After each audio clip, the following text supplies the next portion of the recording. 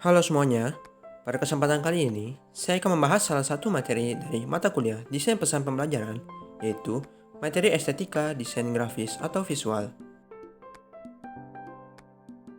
Sebelumnya, perkenalkan nama saya Ahmad Zufar, NIM 20110211028 dari Program Studi Teknologi Pendidikan kelas A semester 3.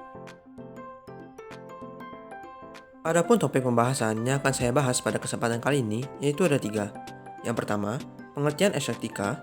Yang kedua, tema desain grafis. Yang ketiga, nirmana dalam desain grafis. Pengertian estetika.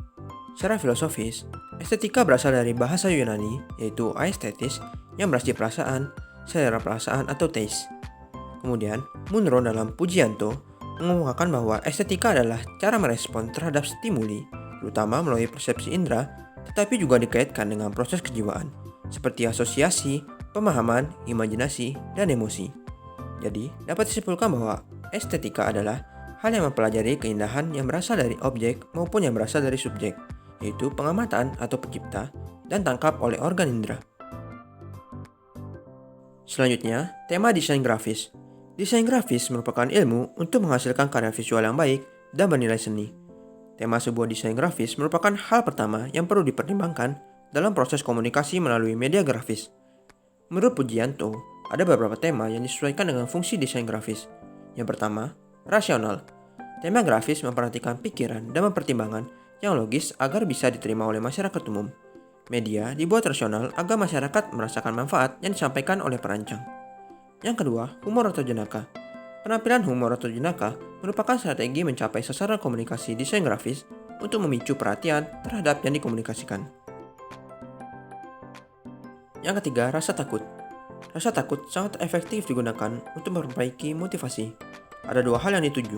Yang pertama, mengidentifikasi konsekuensi negatif jika menggunakan produk. Yang kedua, mengidentifikasi konsekuensi negatif perilaku yang tidak aman. Yang keempat, patriotik. Tampilan visual kadang dihadirkan untuk menambah kepercayaan masyarakat terhadap berita yang diinformasikan.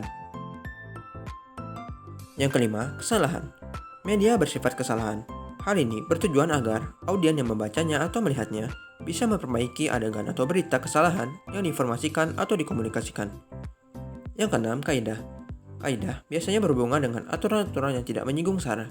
Unsur ini sangat riskan dan harus berhati-hati agar media grafis yang dihasilkan tidak menciptakan kesalahpahaman di masyarakat. Yang ketujuh, simbol.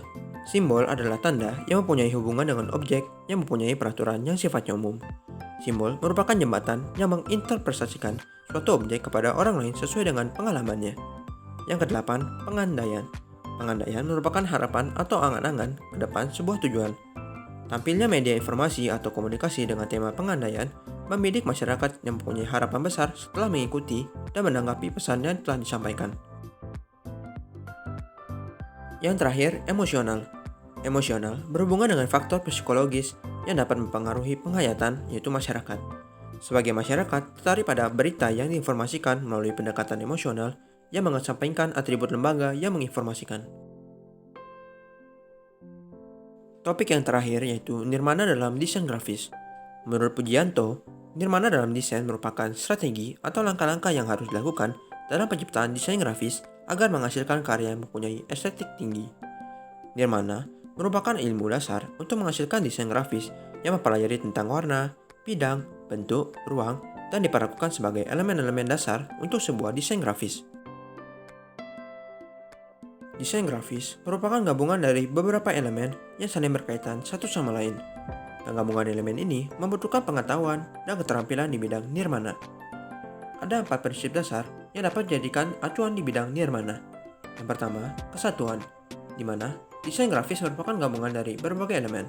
Prinsip kesatuan merupakan cara menggabungkan dan menyatukan unsur-unsur visual menjadi bentuk desain grafis yang harmonis dengan memperhatikan prinsip keselarasan. Yang kedua, keteraturan. Keteraturan unsur-unsur dalam desain grafis perlu memperhatikan unsur-unsur yang ditonjolkan.